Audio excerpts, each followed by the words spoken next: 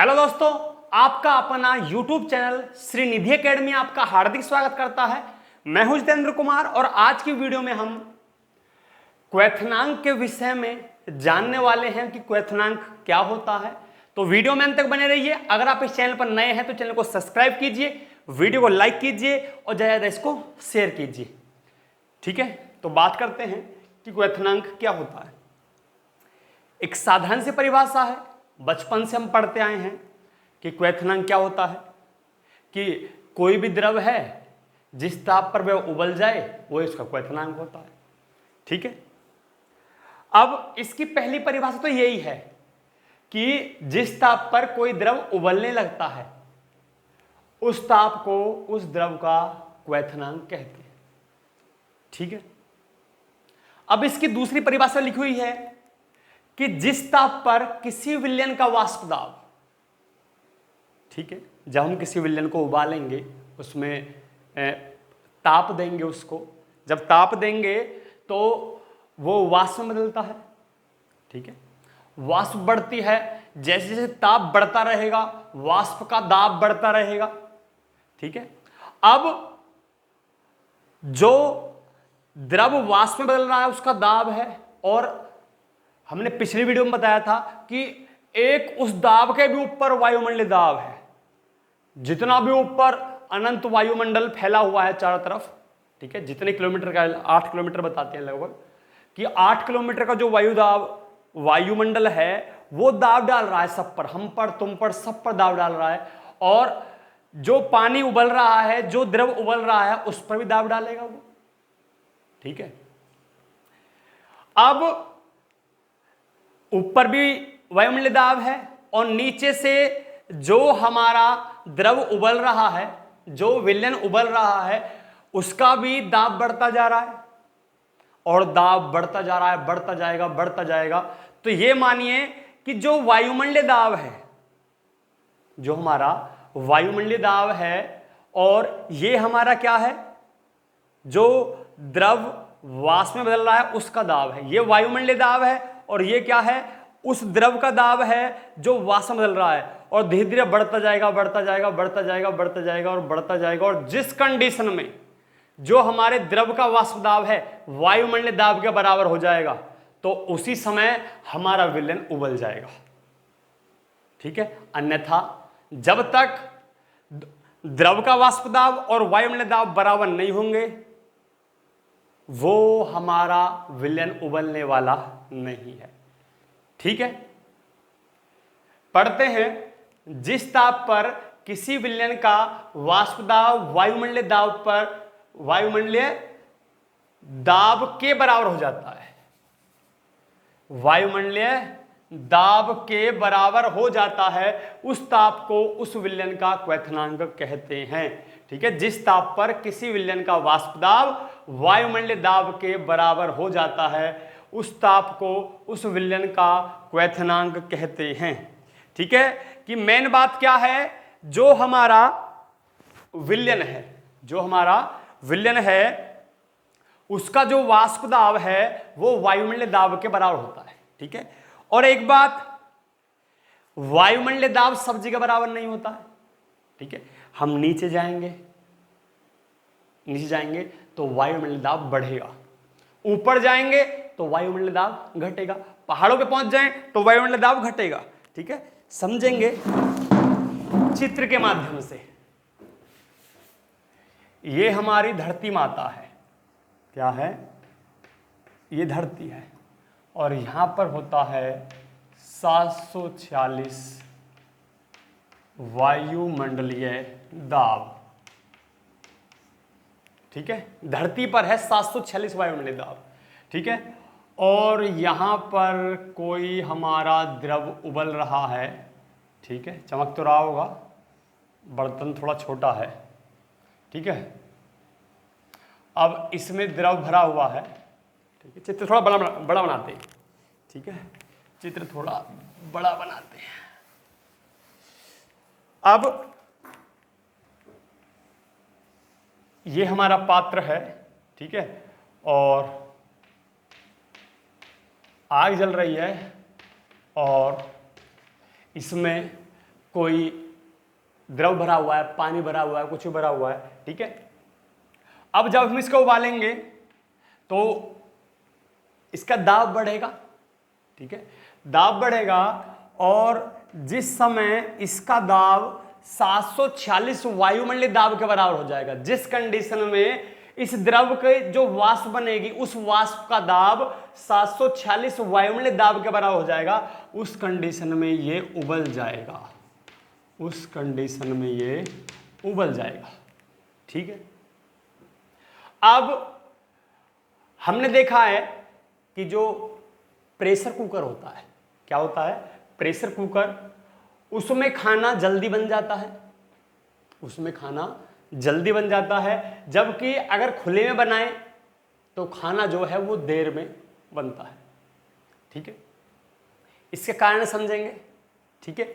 इसके कारण ये है कि अगर हम खुले में खाना बनाएं, खुले में खाना बनाएं तो होता ये है कि यहाँ पर हमारा जो वायुमंडलीय दाब है, जो हमारे खुले आकाश का जो वायुमंडलीय दाब है वो 746 वायुमंडलीय दाब है, ठीक है।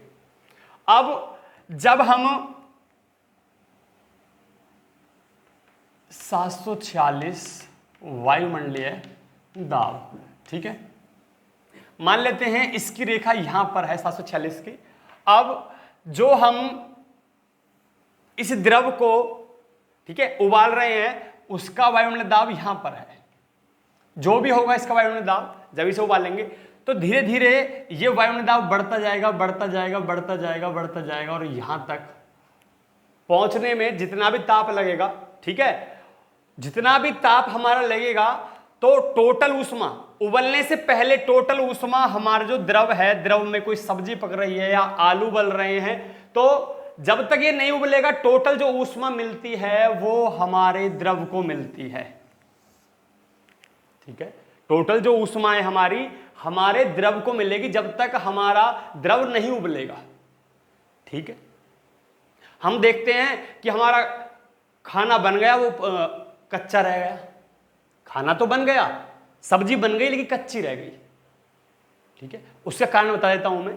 कारण यह होता है कि कुछ जो सब्जी होती है थोड़ी कैड़ी होती है, ठीक है, और पानी उसके अंदर जो भरा हुआ होता है सब्जी के अंदर, वो जो है 746 वायुमंडलीय दाब होने पर वो उबल जाता है, ठीक है। और जिस कंडीशन में एक बार हमारा द्रव जो है सब्जी के अंदर भरा हुआ वो उबल गया, उबलने के बाद फिर टोटल ऊष्मा जो हम नीचे से आ रही है वो सब्जी को नहीं मिलेगी, वो वायुमंडल में पहुंच जाएगी, ठीक है। उस कंडीशन में उबलने के बाद जो द्रव अवस्था है वो गैस अवस्था में बदलती जाएगी और टोटल ऊष्मा जो है अवस्था परिवर्तन में ट्रांसफर होती रहती है, जो हमारा खाना है उसको फिर ऊष्मा नहीं मिलती। तो हमारी जो ऊष्मा है कब तक मिलती है खाने को, तब तक मिलती है हमारी सब्जी को जब तक हमारे द्रव का दाब जो है, वाष्प दाब है, 746 वायुमंडलीय दाब के बराबर नहीं हो जाता। और जिस कंडीशन में हमारे द्रव का जो वाष्प दाब है 746 वायुमंडलीय दाब के बराबर हो जाता है तो हमारा जो द्रव है उबलने लगता है। उबलने के बाद जो भी सामग्री उसके अंदर है उसको ऊष्मा मिलनी बंद हो जाती है, और ऊष्मा मिलने के बाद, ऊष्मा बंद होने के बाद वो खाना पकना बंद हो जाता है, ठीक है। अब बात करते हैं प्रेशर कुकर की, ठीक है। प्रेशर कुकर में समझते हैं, ये हमारा प्रेशर कुकर है, ठीक है। इसका ये हैंडल हो गया, ये हो गया, चित्र जैसा है, ठीक है, ठीक है। ये हमारा प्रेशर कुकर है और इसमें हमारा खाना बन रहा है, ठीक है। और एक बात ध्यान रखना कि प्रेशर कुकर का जो भीतर का दाब है वो अलग होता है, ठीक है। 746 वायुमंडलीय दाब से अधिक होता है, इसलिए इसका नाम प्रेशर कुकर है, ठीक है, क्योंकि इसका दाब अलग है अपना। खुले में बनाएंगे तो जो हमारा वातावरण का दाब है, वायुमंडलीय दाब है, उसके अकॉर्डिंग उसका प्रभाव पड़ेगा किस पर, हमारे खाने पर पड़ेगा, ठीक है। उसका प्रभाव हमारे खाने पर पड़ेगा, क्योंकि वो खुले में बन रहा है तो कौन सा दाब काम करेगा, जो हमारा वायुमंडल है उसका जो दाब है 746 वायुमंडलीय दाब है वो काम करेगा। लेकिन जो प्रेशर कुकर है उसका दाब अपना अलग होता है और जो कि वायुमंडलीय दाब से अधिक होता है। ठीक है, हमने बताया है कि जो उसमें खाना भरा हुआ है, जो उसमें हमारा सब्जी बन रही है, जब उस पे हम ताप देंगे, उसको गर्म करेंगे, क्योंकि उसका जो दाब है वायुमंडलीय दाब से अधिक है, वायुमंडलीय दाब से अधिक है। ठीक है, वायुमंडलीय दाब हमारा यहां है। ठीक है, और मान लेते हैं, क्योंकि हमने बताया है कि प्रेशर कुकर के अंदर जो दाब है वो वायुमंडलीय दाब से अधिक है, हम मान लेते हैं कि यहां पर है, ये रेखा जो है हमारी किसकी है, प्रेशर कुकर के दाब की है। और ये रेखा किसकी बताई थी मैंने, ये जो रेखा है, ये रेखा हमारी वायुमंडलीय दाब की है। ठीक है, और ये रेखा किसकी है, ये रेखा हमारे द्रव की है, जो द्रव भरा हुआ है हमारे बर्तन में। ठीक है, अब हम उबालेंगे, इस खाने को बनाएंगे तो उसका दाब बढ़ता रहेगा, किसका, जो हमारा द्रव भरा हुआ है किसमें, प्रेशर कुकर में, उसका दाब बढ़ेगा, धीरे धीरे बढ़ता रहेगा बढ़ता रहेगा। अगर खुले में होता तो यहां जाके उबल जाता, लेकिन अभी नहीं उबल रहा है क्योंकि प्रेशर कुकर का दाब वायुमंडलीय दाब से अधिक है। अब वे और ऊपर तक जाएगा और ऊपर तक जाएगा और ऊपर तक जाएगा। अब यहां जाकर द्रव का दाब और प्रेशर कुकर के अंदर जो दाब है उसके बराबर होगा, तो जब जाके हमारे जो पानी है जो वो उबलता है। ठीक है, इसका मतलब हमारा जो खाना है उसको अधिक ताप मिल जाता है, जिससे वो जल्दी पक जाता है। ठीक है, और खुले में हम बनाते हैं तो उसमें समय लगता है पकने में। ठीक है, आप स्क्रीनशॉट ले सकते हैं।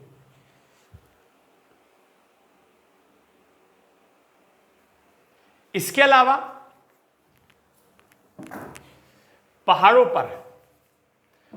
पे बात करें कि ये हमारा पहाड़ है।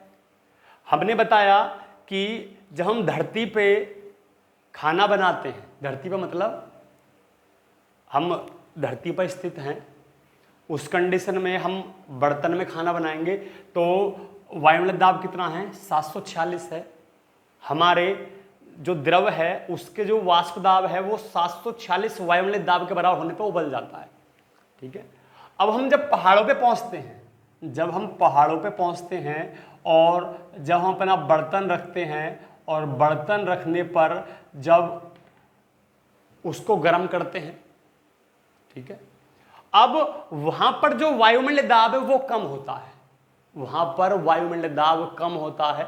ठीक है, जब वायुमंडलीय दाब कम होता है, और हमने एक बात सीखी है कि जिस ताप पर विलयन का वाष्प दाब वायुमंडलीय दाब के बराबर हो जाता है तो उस ताप को, उस विलयन का क्वथनांक कहते हैं। और क्वथनांक पर कोई भी विलयन है, कोई भी द्रव्य उबलने लगता है। और हमें ये पता है कि जब कोई द्रव उबलने लगता है, कोई सब्जी उबलने लगी, तो उसके बाद जो ऊष्मा है सब्जी को ना मिलकर टोटल ऊष्मा जो हमारा द्रव है उसको वाष्प में बदलने में वेस्ट होती है। ठीक है, इन्वेस्ट होती है। मतलब उबलने से पहले हमारे सब्जी है, इसके उबलने से पहले अगर खाना पक गया तो पक गया, उबलने के बाद खाना नहीं पकेगा। ठीक है, अब जब हम पहाड़ों पर हैं, वहां पर जो हमारा वायु दाब कम है, वायुमंडलीय दाब कम है, मान लेते हैं यहां पर 746 है, यहां 746 से कम है। ठीक है, हम 3 किलोमीटर ऊपर पहुंच गए, मान लेते हैं वहां पर वायुमंडलीय दाब 400 है, मान लेते हैं। ठीक है, ओनली माना है, ऊपर नीचे हो सकता है। अब 400 वायुमंडलीय दाब है। अब ये बताइए कि जब हम धरती पर स्थित हैं तो इस टाइम द्रव का जो वाष्प दाब है उसको 746 तक पहुंचना है, जब जाके वो उबलता है। और यहां पे केवल 400 वायुमंडलीय दाब तक इस हमारे द्रव का वाष्प दाब है उसको पहुंचना है, केवल 400 वायुमंडलीय दाब तक। ठीक है, और 400 पे पहुंचते ही हमारा जो द्रव है, हमारी जो सब्जी है वो उबल जाएगी, और उबलने के बाद सब्जी पकना बंद हो जाएगी। जब पकना बंद हो जाएगा तो पहाड़ों पे जो खाना बनाना है वो थोड़ा मुश्किल होता है। क्या होता है, पहाड़ों पे खाना बनाना थोड़ा मुश्किल होता है, जितने हम ऊपर जाते रहेंगे खाना बनाना उतना ही मुश्किल होता है। ठीक है, तो ऐसे नीचे जाएंगे। अगर हम नीचे जाएंगे पृथ्वी से निचले आधे किलोमीटर, ठीक है, अगर एक्सपेरिमेंट ओनली, ठीक है, बनाना नहीं है, एक्सपेरिमेंट बता रहा हूं, एक विचार कर रहे हैं, कल्पना कर रहे हैं। अगर पृथ्वी से 1 किलोमीटर नीचे जाएंगे तो वहां पर जो वायुमंडलीय दाब है बहुत अधिक है और उस टाइम खाना बनाने के लिए बहुत अधिक ऊष्मा की आवश्यकता होगी। ठीक है, अगर यहाँ धरती पर 746 वायुमंडलीय दाब है, ठीक है, वहां पे बढ़ेगा, 746 से आगे बढ़ेगा। ठीक है, 800 हो जाए, 900 हो जाए, कहाँ तक हो जाए हम नहीं कह सकता इस बारे में। ठीक है, तो जितना अधिक वायुमंडलीय दाब होगा उतनी अधिक ताप की अवस्था होगी और जितना वायुमंडलीय दाब कम होगा उतने ही कम ताप की अवस्था होगी। ठीक है, और क्वथनांक क्या होता है, लास्ट में एक बार फिर बता रहा हूं कि क्वथनांक वो ताप होता है जिस पर जो हमारा द्रव है, विलयन है, उसका वाष्प दाब क्वथनांक वो वायुमंडलीय दाब के बराबर हो जाता है। ठीक है, जैसे ही हमारे विलयन का, हमारे द्रव का वाष्प दाब वायुमंडलीय दाब के बराबर हुआ, वो उबल जाता है। ठीक है, चाहे वायुमंडलीय दाब कम हो चाहे ज्यादा हो, द्रव को इससे कोई लेना देना नहीं होता है। वही द्रव, वही हमारा पानी है, पहाड़ों पे जाके कम ताप पे उबल जाएगा और धरती पर जहां हम खड़े हैं इस टाइम वहां पर 746 वायुमंडलीय दाब पर उबलेगा और नीचे जाएंगे तो और अधिक ताप पे उबलेगा। अब द्रव को कुछ नहीं पता है। ठीक है, ये केवल सिद्धांत है कि अगर हमारा वाष्प दाब वायुमंडलीय दाब के बराबर हो गया तो हमारा द्रव उबल जाएगा। ठीक है, द्रव को नहीं पता होता है, केवल हमें पता होता है। ठीक है,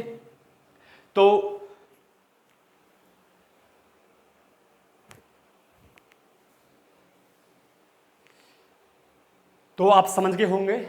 ठीक है, वीडियो काफ़ी बड़ा हो गया और क्योंकि इस बात से आने वाली जो वीडियो हैं, ठीक है, आगे जो पार्ट है, ये जो वीडियो है इसका बहुत रिलेशन है क्वथनांक में उन्नयन, ये टॉपिक इनसे समझ में आएंगे। तो आज के लिए केवल इतना ही है। वीडियो को आपने अंत तक देखा इसके लिए धन्यवाद। अगर आप इस चैनल पर नए हैं तो चैनल को सब्सक्राइब कीजिए, वीडियो को लाइक कीजिए और ज़्यादा इसको शेयर कीजिए। मिलते हैं नेक्स्ट टाइम एक नई वीडियो के साथ, तब तक के लिए नमस्कार।